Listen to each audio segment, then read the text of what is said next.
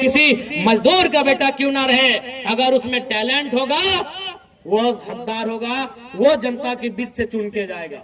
इसलिए वोट की व्यवस्था आई। लेकिन हम और आप तो फिर उस व्यवस्था को दरकिनार कर रहे हैं। तो अगर आज 2025 में अगर हम लोग फिर उस व्यवस्था को दरकिनार करते हुए राजा के घर में राजा के बेटों को विधायक सांसद चुनेंगे, तो याद रखिएगा 2050 आते आते फिर से आपको आभास होगा कि हम नाम के लोकतंत्र में असल में राजतंत्र का हिस्सा बन के रह गए।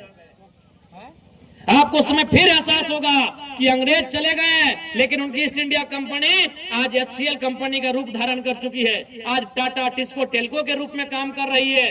क्योंकि आपने फिर से वही परिपाटी को दोहराया, आपने फिर से वही पैटर्न को दोहराया कि राजा के घर में ही जो होगा देखा जाएगा।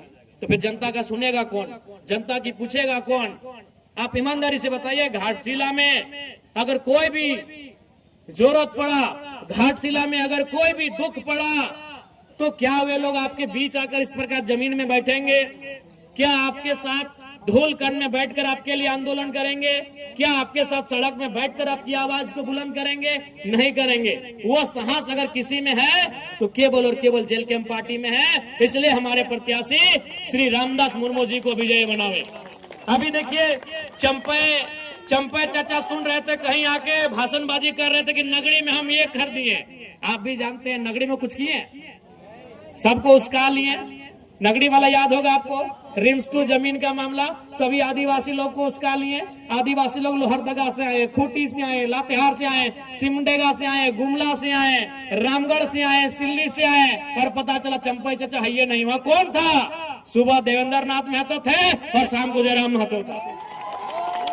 वो हाल जोतने का काम कौन किए? हमारे पार्टी के देवेंद्र बाबू किए कि नहीं? चंपई चाचा डर से अंदर में थे।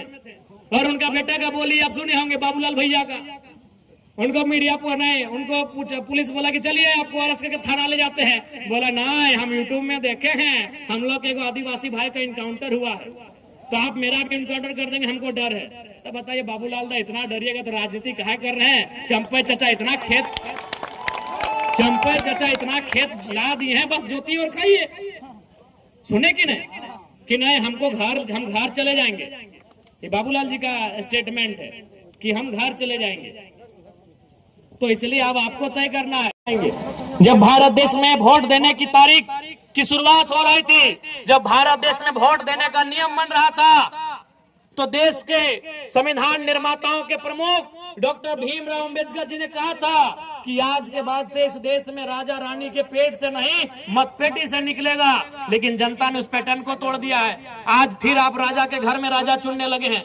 अरे राजा के घर में राजा ना चुना जाए, इसीलिए तो वोट का अधिकार मिला है आपको, कि राजा की पत्नी को रानी ना बनाया जाए, राजा के बेटे का राज्याभिषेक ना किया जाए, इसीलिए वोट मिला है कि एक गरीब किसान को आप राजा बना सकें। और आप फिर अगर उस वोट का इस्तेमाल उसी राजा परिवार को बनाने में करेंगे, तो 1950 में जो हमारी स्थिति थी और आज 2025 में जो हमारी स्थिति है, क्या अंतर रहा? ये वोट का अधिकार क्यों मिला? ये वोट का अधिकार इसीलिए मिला था कि राजा के घर में राजा नहीं होगा, राजा के घर में रानी नहीं होगी। एक साधारण सा पढ़ा लिखा नौजवान, चाहे वो किसान का बेटा